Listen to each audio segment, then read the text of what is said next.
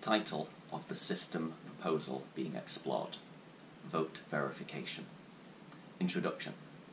Recent political events have motivated this project's completion, but the idea has been laying dormant, awaiting what might be considered justifiable cause for its execution. It is one thing to suspect, it is another to witness it. Furthermore, for many to witness. The initial draft is a short read to communicate and assess the value of the project proposal as it stands. It may benefit from several iterations to reach its complete form. For that, I will be asking for advice and support along the way. Which recent events spurred this proposal? An unprecedented reaction to voter fraud inquiry in the United States 2020 election. There was initial suspicion based upon an empirically clear preference for Donald Trump just about everywhere, at least among the majority.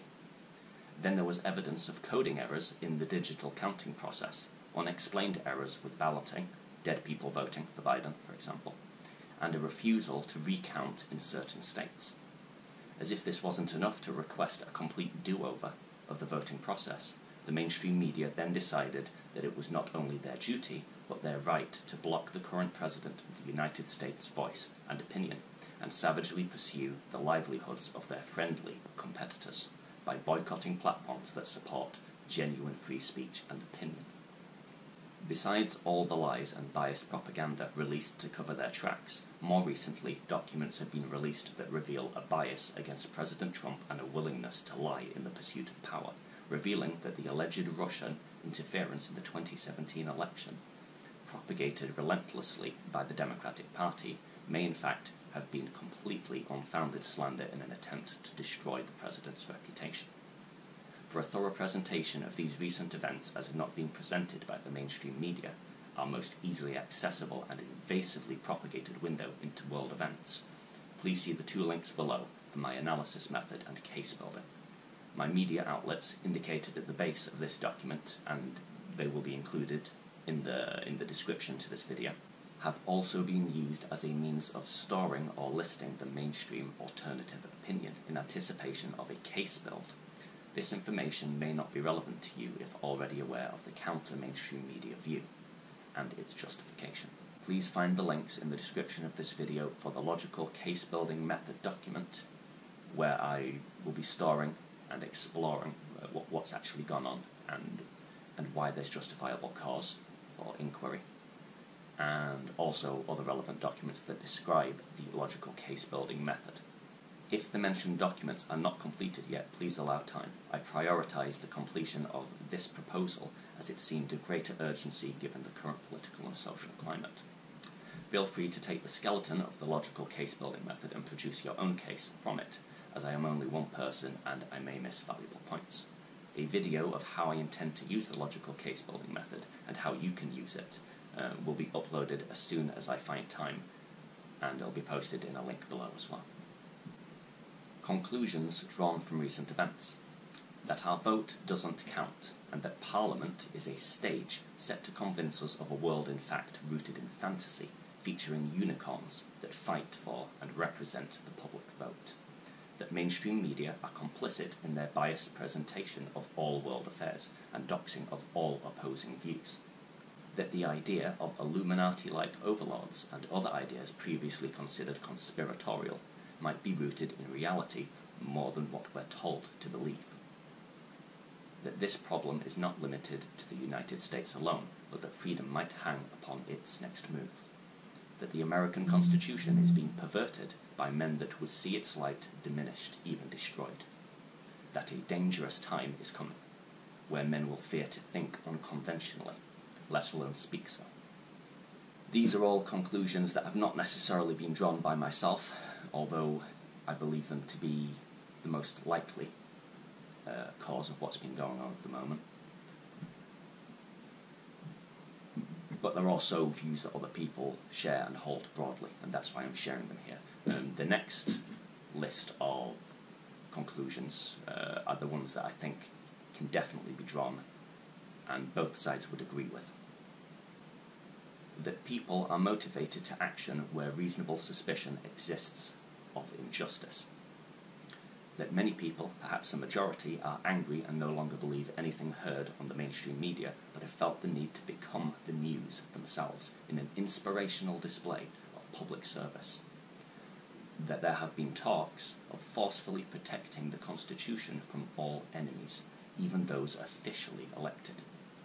A clear, large majority are being very well behaved and respectful of law and order despite reason to believe that it may no longer protect their rights. There is a danger of imminent and antagonized escalation into outright conflict and civil war, necessitating the public to form some solution on their own behalf to re-establish trust between citizens and government. Because the government clearly aren't doing anything about it. So that's why I believe the responsibility falls on individuals and citizens to put a plan together to protect their rights, and that's what this document is about. Proposed solution summary. To establish trust between voters and government by establishing a system that, had it been in place pre-election, would have prevented the present uncertainty, fear and turmoil the unexpecting American public are now experiencing. To verify the public vote to the voter in such a way that it cannot possibly be rigged, therefore reinstating trust between citizen and government by removing all potential for corruption within the democratic system. This will be established initially by attaining signatures or approval democratically, and can be set up independently via government or both with no change to verification outcome. It can't be rigged on any front. This means that the nation's current method of counting votes needn't change to implement this solution. The system was devised with supplementary verification of good practice and improvement in mind. Improvement, not replacement. Why pursue system establishment in the above-mentioned method? Because you can't begin verification of the democratic vote without acquiring or measuring the public opinion. That would make it undemocratic and a personal thing. It is a personal thing. I think this would be a good thing. I would like to see it implemented, and I would like to see people's vote count. But it's important to understand that if it's not democratically, or it's not a majority that want that also, then it's just a personal thing. And considering this pursuit is to verify a democratic vote and other people's opinions, or a majority opinion, I can't take my own opinion alone moving forward. So that's what this section's about. Following recent events, what people want seems clear enough to warrant its pursuit, at least from the standpoint of verifying the public opinion. It is about learning and documenting what the majority actually want, and just how badly they want it. The desired outcome is a democratic one, so the pursuit must be also. Justification for pursuit. A citizen has a constitutional and moral right to exercise their freedom of speech to inquire into the validity of their vote, regardless of station, especially when supported in such great numbers and reasonable grounds for inquiry present themselves lavishly. The proposed solution in full. The solution proposed may sound simple, archaic even, but I see no reason to overcomplicate a thing that would work in place of a thing that may not. Furthermore, the purpose of this pursuit is to instill trust between the government and the average citizen. The more complicated the system becomes, the more difficult it becomes for the average person to understand. If they can't understand it, how can they trust it? I imagine many of us could be handed the source code to the vote-counting algorithm and still have no idea what we're actually looking at. And although we have a cursory understanding of how our country and elections are governed, it's not until something goes wrong that we realise there are complications about which we did not know. Simple solutions that also work are the best kind of solutions, and any solution beats having no solution at all. So, what is the solution? In full, as it stands, I'll read out the process. The problem occurs because of a lack of verifiability of good faith between citizens and a government body, monarchy or otherwise. Things are supposedly democratic, but who really knows? To fight this distrust, we must make each democratic vote verifiable post-election and pre-inauguration in a way that can't be rigged by the public or rulers. This establishes trust between both. But how? Physical wooden boards, one per town or city, with all registered voters' names carved in a list into a block. each permanent name under their chosen nomination. Carven, by carving it into the wood, it makes them permanent, provided there's severe penalties for messing with the vote boards. This bit I just want to expand upon, because the idea of severe penalties for messing with the vote board sounds a little dictatorial. But this is your vote. If anything is punishable, it is silencing the majority opinion, surely.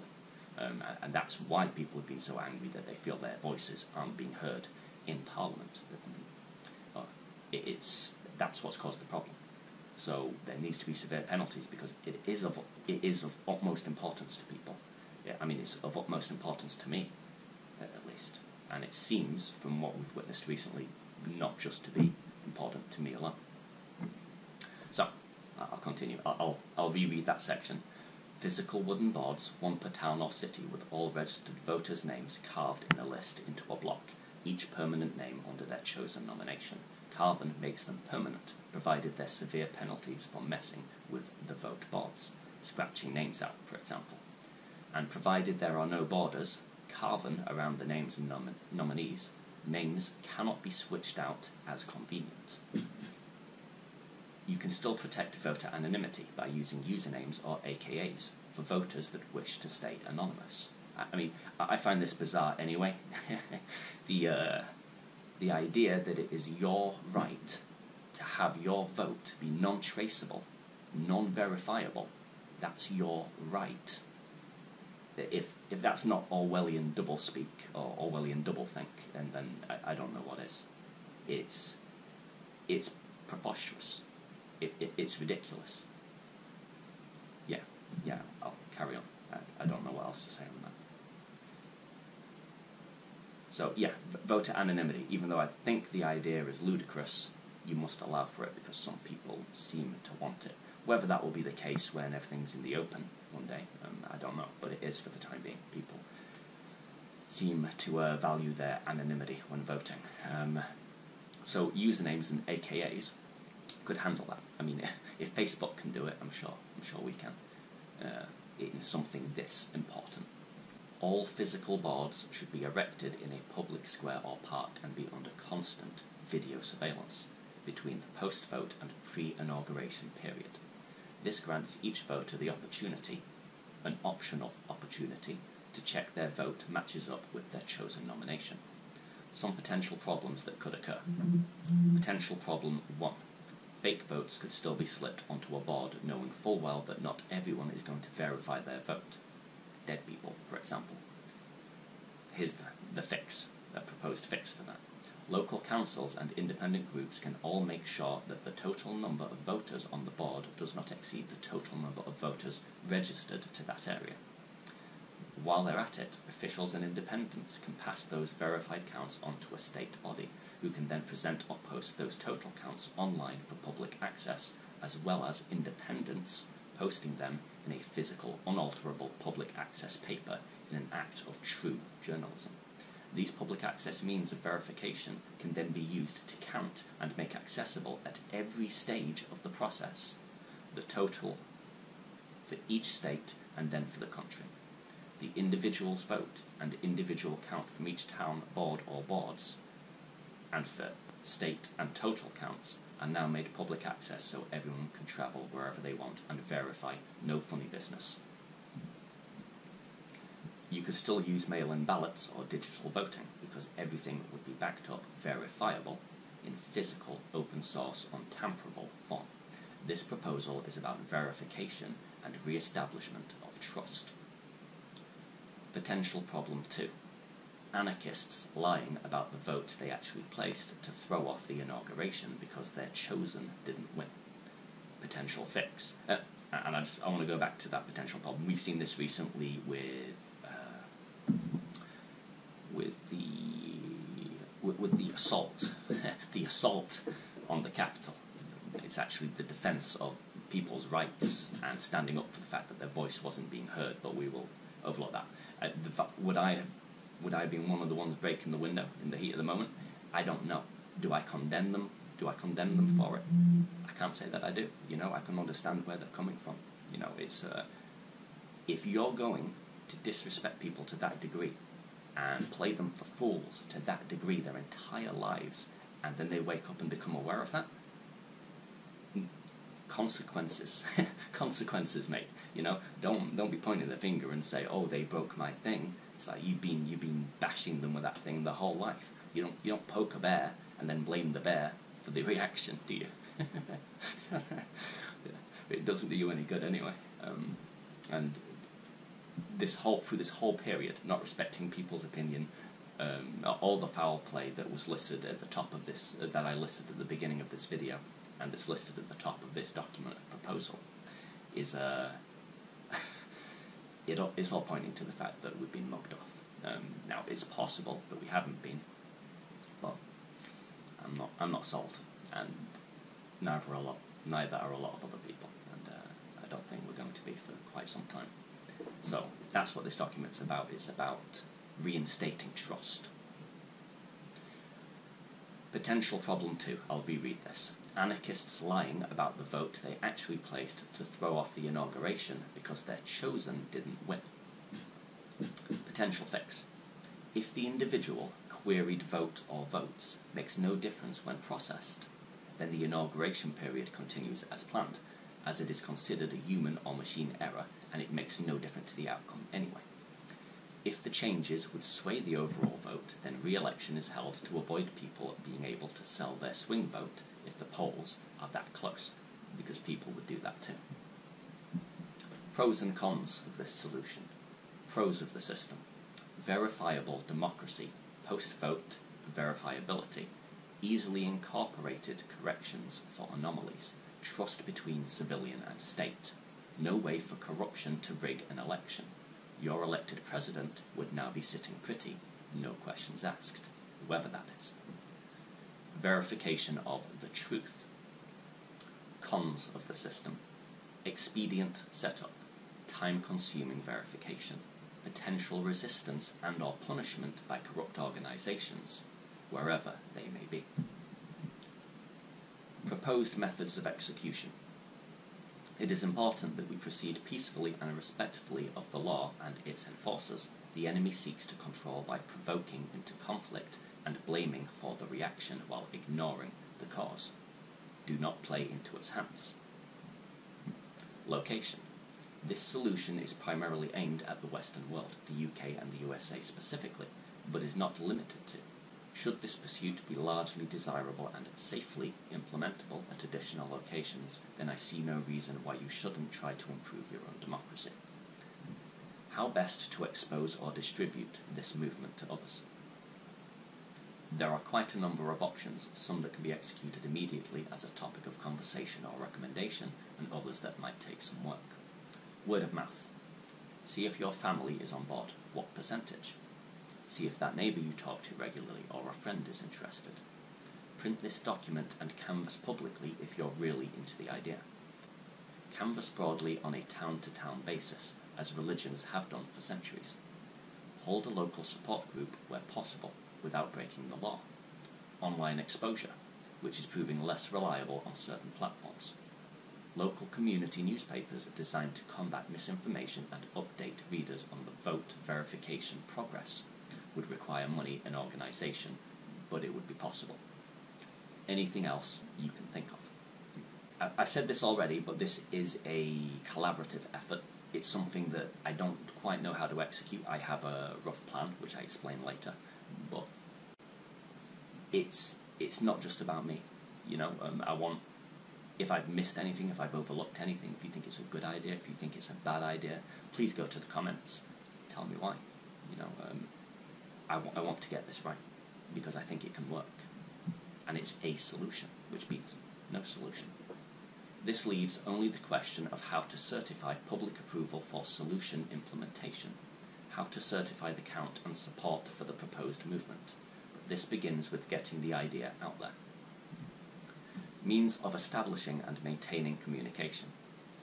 Those following the recent silencing of government members and the doxing of competitive companies online have seen how quickly freedom of speech and rights to communication can vanish. For this reason, I will include the below process of contact moving forward, not to control means of contact, but to ensure it can't be controlled by others. As a mild preventative measure, I have joined the free speech platforms currently being doxed and slandered by big tech, including, but not limited to, slander by perversion of the broadly used and trusted Wikipedia service.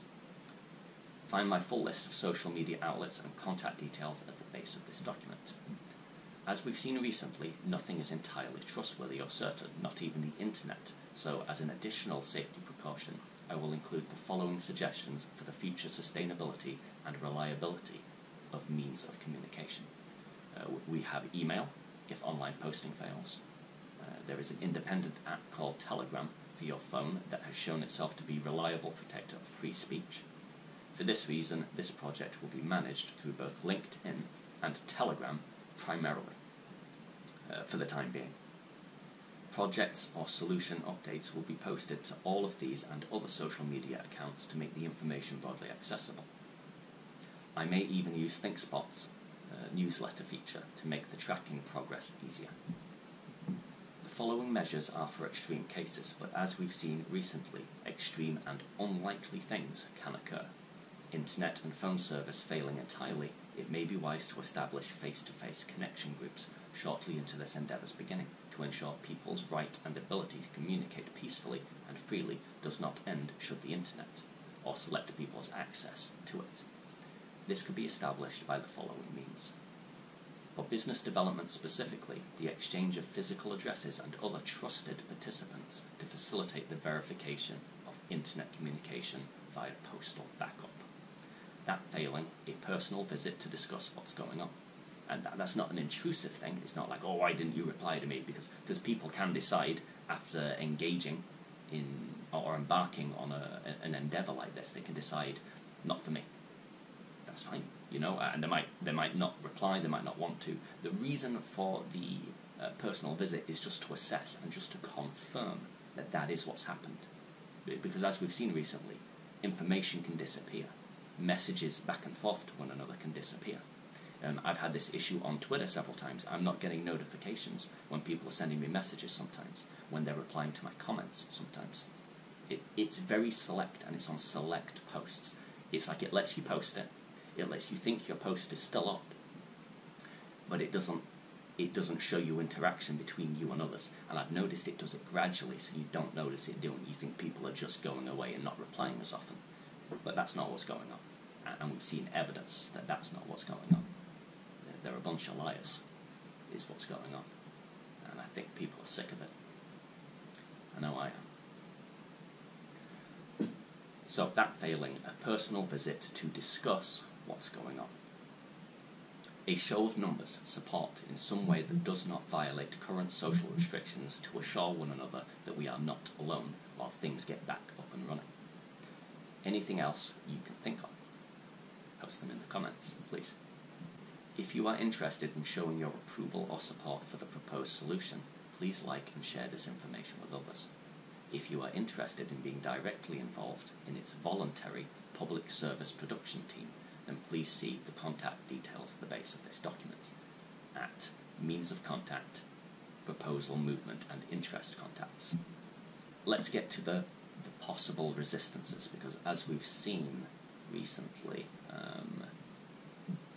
movements and ideas like this are being resisted. Inquiry into whether there's voter fraud is being resisted, okay, for whatever reason, whatever reason. So I've listed a few possible resistances, and I'd like to discuss those with you. There could be a variety of resistances for a variety of reasons. Here's a brief list of possible candidates.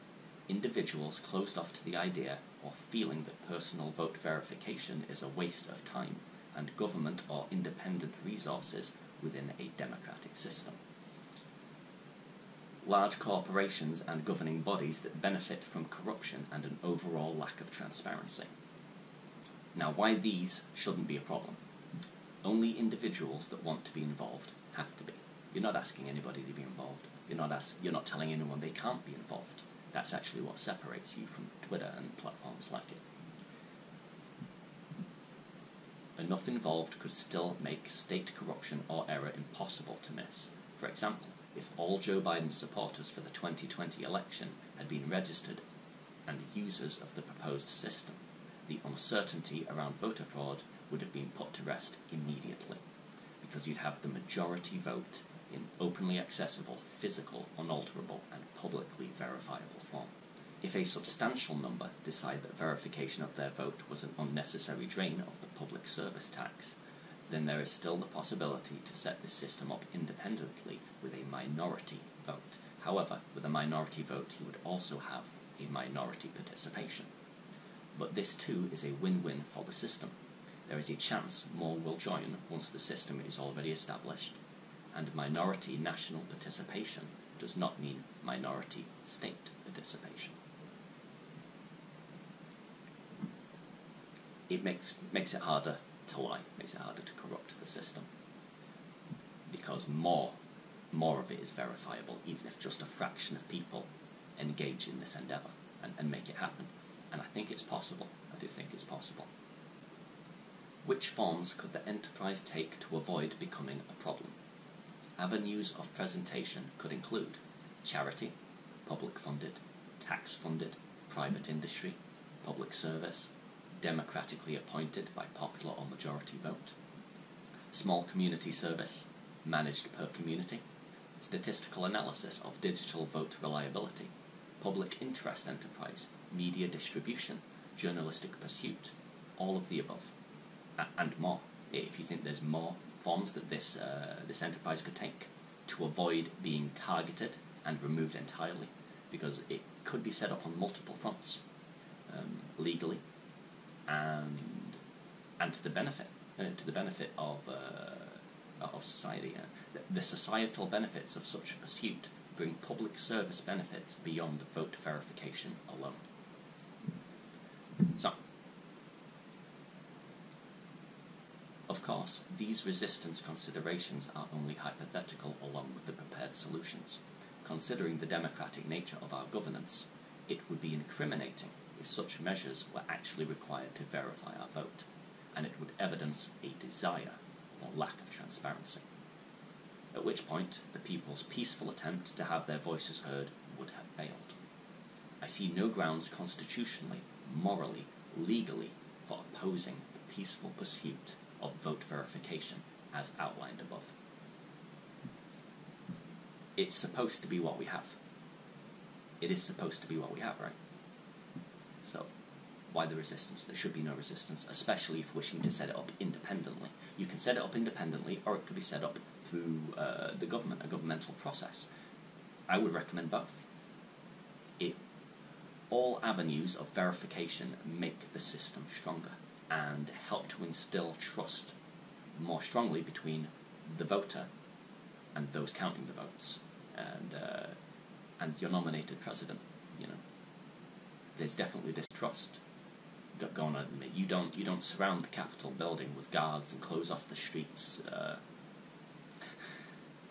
because people distrust who was elected, because people trust the electoral process. You don't have to take extreme measures like that and call in the army to protect when there's trust. When there's trust for the system, you don't have to take extreme measures like that. That's what I'm saying. Right. Proposal conclusion.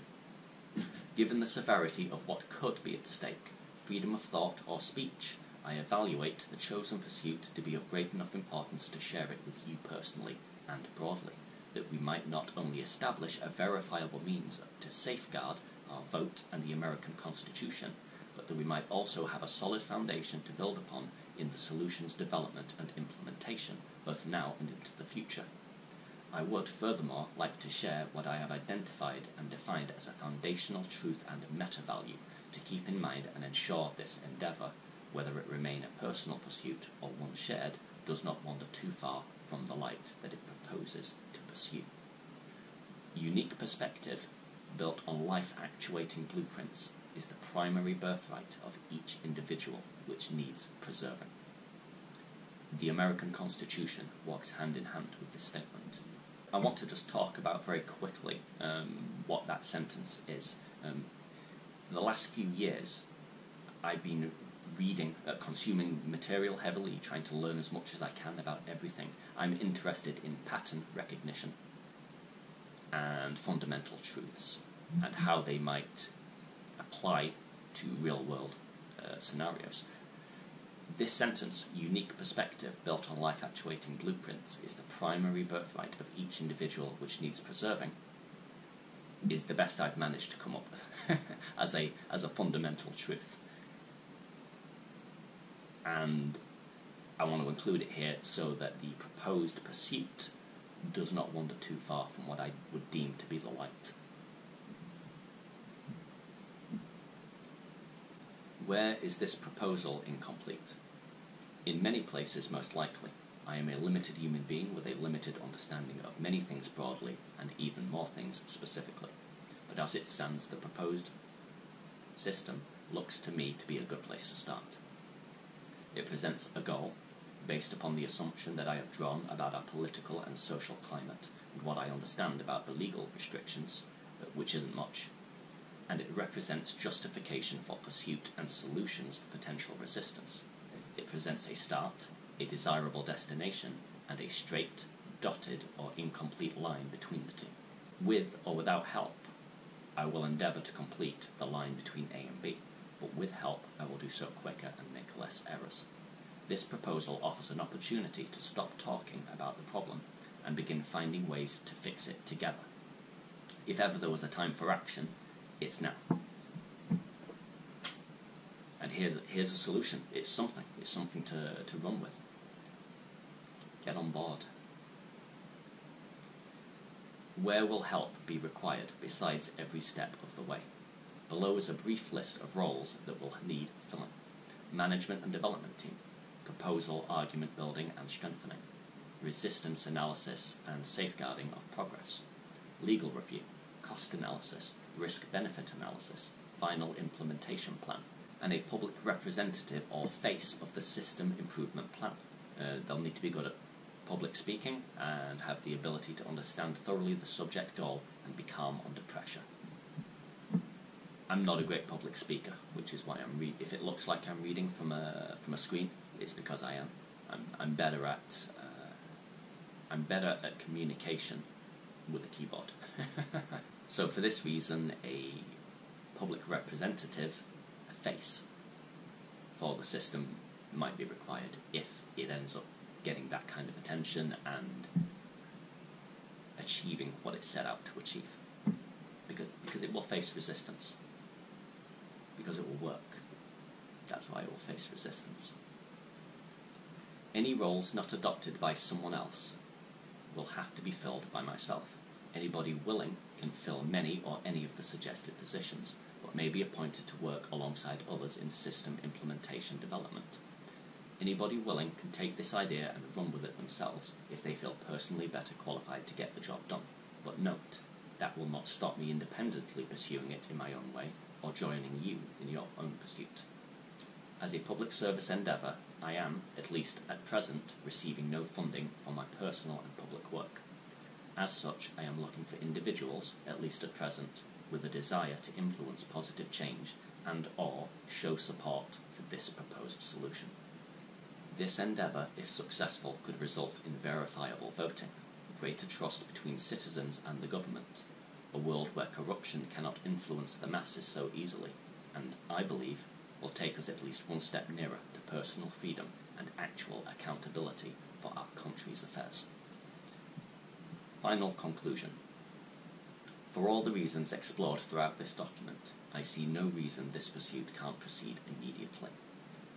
And I would like to propose a startup test to evaluate both the present and proposed system's value and accuracy.